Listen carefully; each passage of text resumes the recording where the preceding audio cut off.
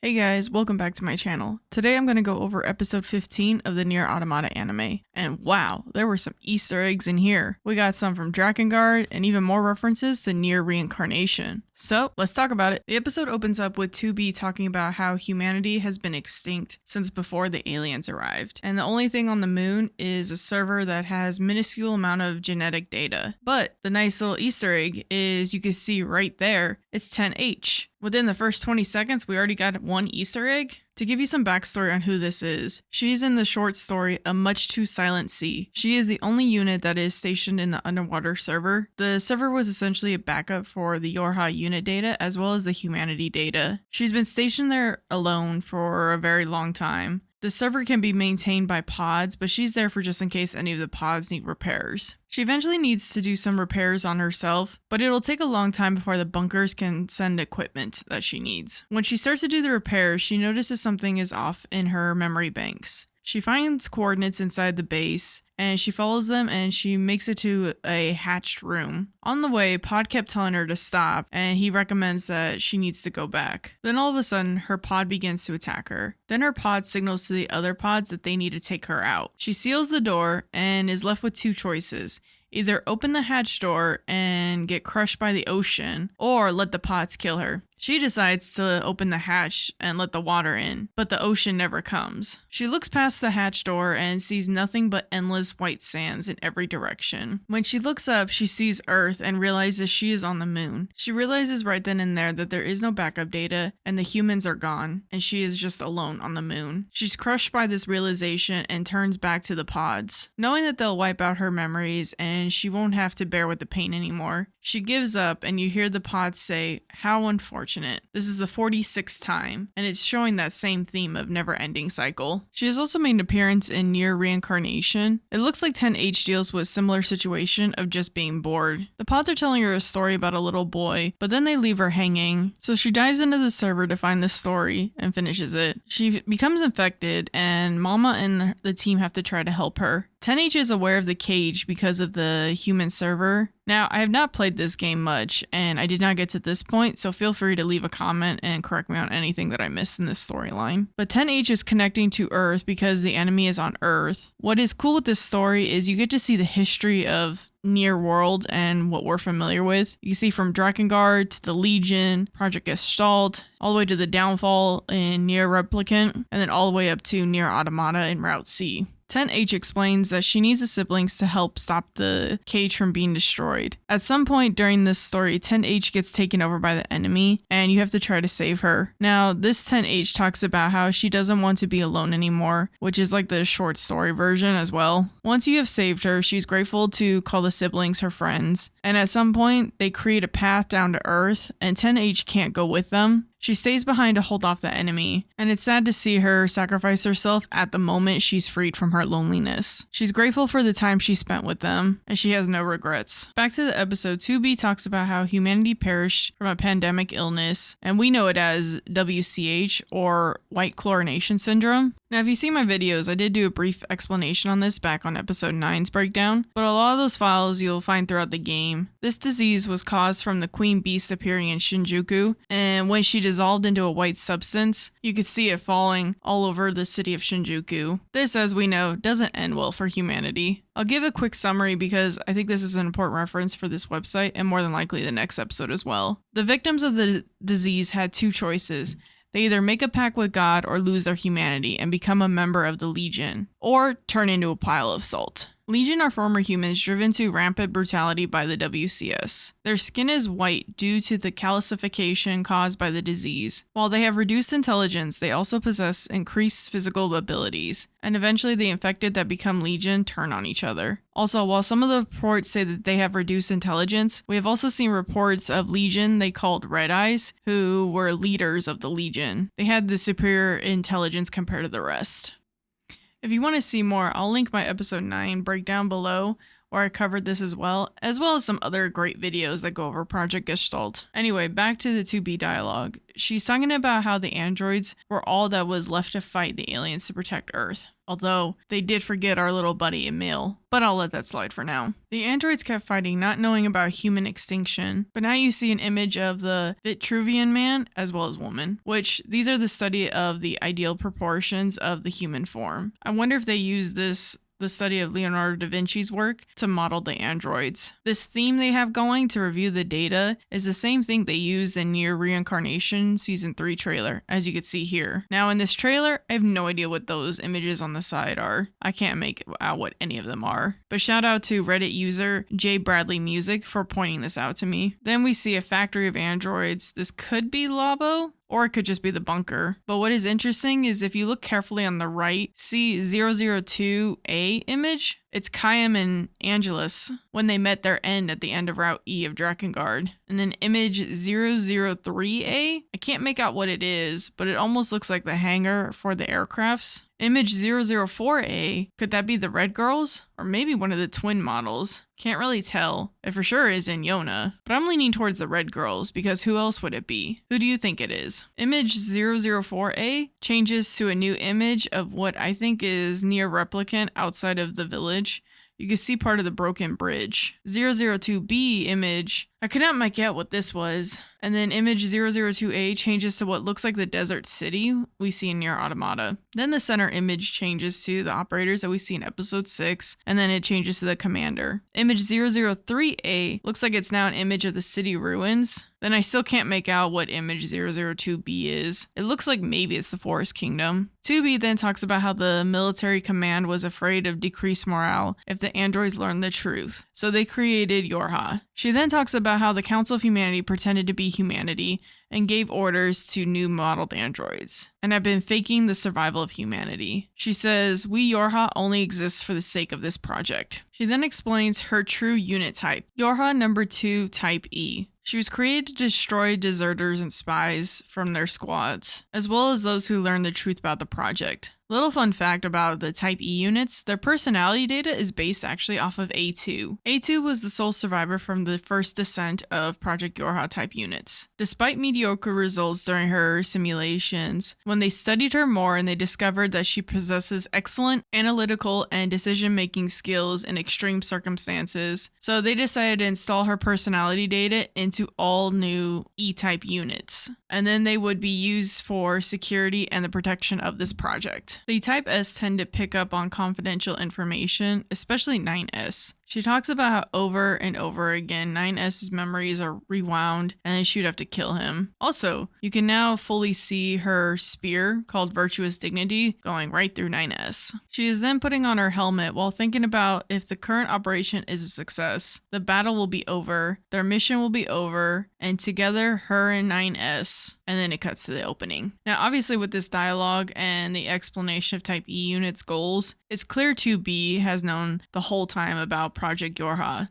Well, to a certain degree. She knew that humanity was gone and that they were just morale boosters to keep fighting against the machine life forms. But she did not know the full extent of Project YoRHa and how it was designed to fail, as we get to see in the beginning of these episodes. So I missed this in the last couple episodes, but in the opening, as you can see here, you can see Mama Pod and Pod 006 from NieR Reincarnation. Pod 006 you should recognize now from the footage of explaining 10H, as well as the ending of that story showing Mama Pod. Now coming back to the episode, we see 2B on Earth fighting more machines alone. You see from her perspective the explosion from last week's episode of the giant machines attempting to attack the Resistance. She gets a call from 3B, who is captain of Theta Squad, and this is the exact same 3B from the game that 2B assists. It's also the same dialogue that they have. We can see 3B is fighting off the machines, and then 2B comes in with the assist. There's some pretty badass fight scenes here. And yo, she just dropped a bridge on that tank. Then a Goliath flying type unit comes flying in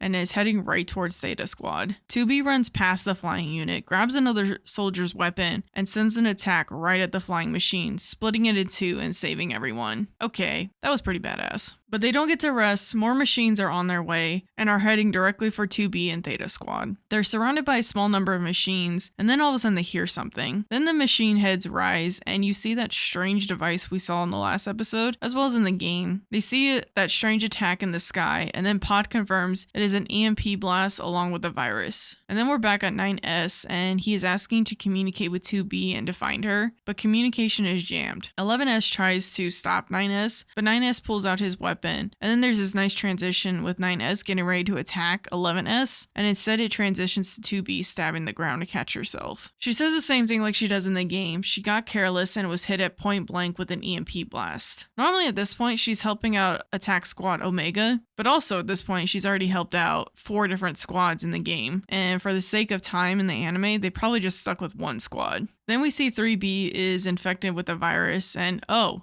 hello, 3B goes in to kiss 2B and to spread the virus. I think this is potentially a reference to how WCS was initially transmitted. You had to inhale the Maso particles. Or maybe Yoko Taro and the rest of the creators aren't thinking about that and just wanted 2 girls kissing. That's some fan service. Wouldn't surprise me either way. We now see 9S trying to find the cause of the radio jamming, but while Pod is scanning, she comes across 2B and the other squad that are up ahead. We see 2B trying to avoid 3B's sword, and as we see 3B's sword for a second strike, it's 9S to the rescue and saves 2B. 9S gives 2B the vaccine, and then Pod helps reset Pod 153. 2B asks if there was another way to stop 3B, and 9S explains that she was far too gone. The contamination level was high, which at this point it was a level 4, and that reference is also made for those that were infected by the WCS. Once they become Red Eye Legion, they were categorized as level 4 according to the Gestalt report. Now in our reality, we do have grading scales for every type of health issue. Then we see the other YoRHa units get up with their red eyes, just like in the game. In the game though, it takes a little bit longer because 9S has to fight them off, and while they're fighting, a lot of the machines are messing with their systems as well. So like 9S can't see, there's a lot of interference when he fights the machines. Now something someone pointed out to me in the comments is the way the androids were acting and speaking in the last episode. It's very similar to the Cult of the Watchers in Drakengard 1. All mine, Furry Eye, all mine, all mine, all mine. No man can have her, no man, not even Kaim. 僕だけなものにするんだ。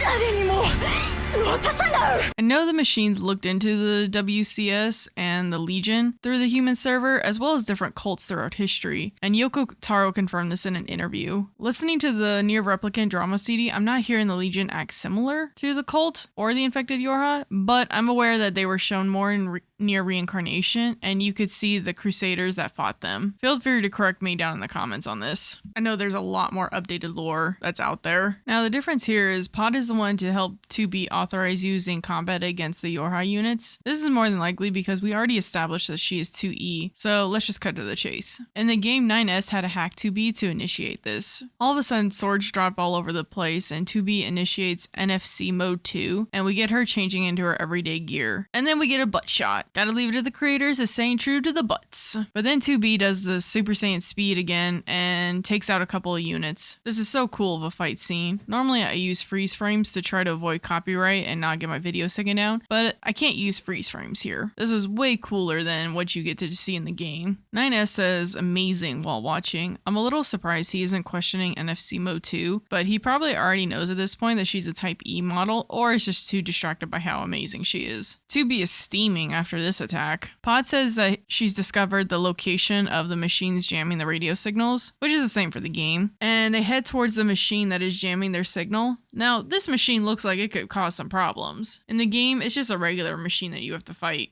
Once they take out the machine, they're unable to send a signal back to the bunker. This conversation is played out the same as the game. They're unable to connect to the bunker due to an authentication failure on the bunker side. Then they have multiple machine lifeforms as well as infected YoRHa coming right at them. They're just surrounded, and 9S comes up with the idea of uploading their data to the bunker, and then they could set off their black box signals to take them all out. The Pod's asked to cancel their attack limitations to help with the army of machines and the infected that are heading right towards them. You can see 2B does not want to give that order because after the attack is done, the pods fall and 2B says thank you for all your help. And then the pods get destroyed in this battle. Once 9S gets to 92%, he runs towards 2B so they can set off their black boxes. This scene plays off similar to the game, just has some extra stabby stabs that doesn't look pleasant. Then they ignite the black boxes. We now see 2B and 9S waking up in the bunker, and they meet up to head to the commander. This time though, the command is empty, and the footage playing is old footage or fake footage.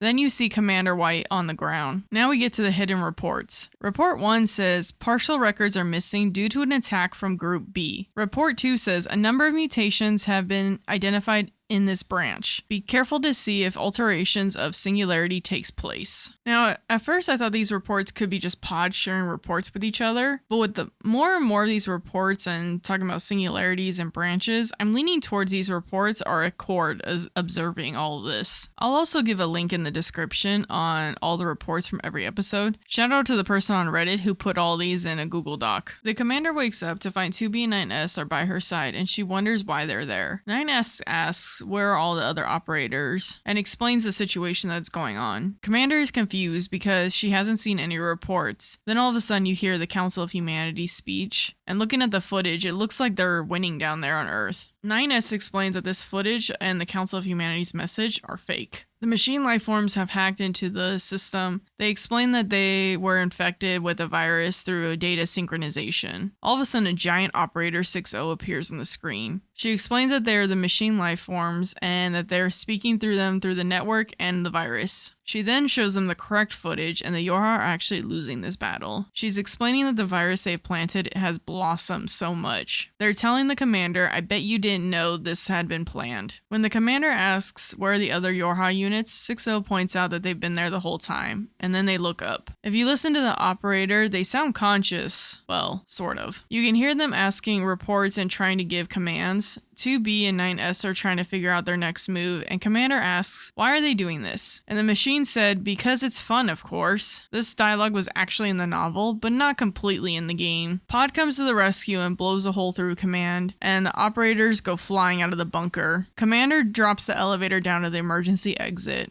Now, those of you that have played the game will notice this scene plays out a lot differently than the game. In the game, when you talk to the commander and all her units are there functioning as normal, and when 2B and 9S come to explain what is happening, she doesn't believe them and tries to detain them, but the infection kicks in and 2B and 9S have to fight off the YoRHa while protecting the commander and trying to escape to the hangar bay. Back in the episode, Commander is asking why aren't they infected, and 9S explains it's because he halted the synchronization for 9S and 2B. All of a sudden, 6.0 appears before them. She's calling out to Miss 2B. 6.0 is now rambling on about random stuff like the commander leaving her clothes everywhere. This whole scene is pretty creepy. Operator 6.0 goes in for the attack, and 2B gets ready to defend herself, but Commander grabs her weapons and delivers the killing blow to 6.0. I think she did that not only to save 6.0, but to try to save 2B from having to do that. Also, as a leader, she probably felt that it was her duty. At least, that's how I see this moment. What do you guys think of it? 6.0 for a moment comes back to her senses and apologizes to the commander, and then the commander also says, I'm sorry. Then this sad moment doesn't last long because the machines have initiated the bunker self-destruct sequence. It is sad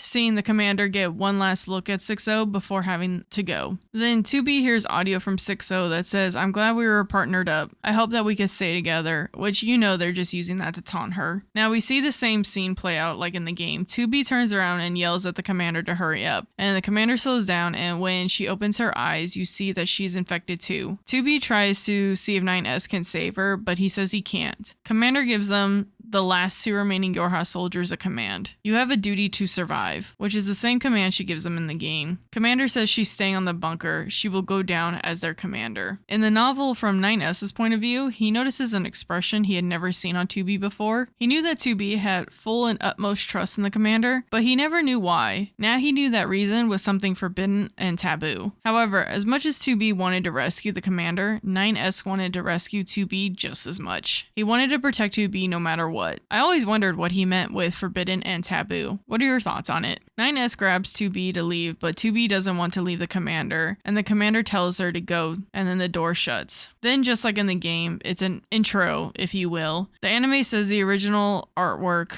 NieR Automata Square Enix, while the game was developed by the Platinum Games. The bunker then starts to explode and you see the credits just like you did in the game, along with the song from the soundtrack, Song of the End. Now, little fact, when the explosion is happening and we get the outside view, you can hear some of the explosion, and this is just me being picky, but technically we shouldn't hear anything. You can't hear in space. They did mention this in the novel though. It says, the YoRHa squadron bunker, their home, had exploded without a sound and disappeared without a sound. Now we get back to Earth and we see, just like in the game, rubble or at least something falling from space. And in the game, normally you see a machine trying to give another machine oil, but in the anime they changed it. We now see A2 watching everything fall from the sky. Funny thing is though, she's on the same building that we just saw the machine was on the game. Just in the anime, A2 destroyed all the machines that are around her, which makes more sense. Then it zooms in on A2 watching this, and her eyes are just absolutely beautiful. Then the episode title appears, and it is No I in Team, which is ending I in the game, which is the ending when you get to beat Adam, and instead of going to rescue 9S, you leave him behind. The ending then says 9S waited for several decades for 2B to return, but she was never seen again. Now for the puppet show. 9S and 2B are trying to hide in a locker, and this is some Resident Evil or Metal Gear Solid shit.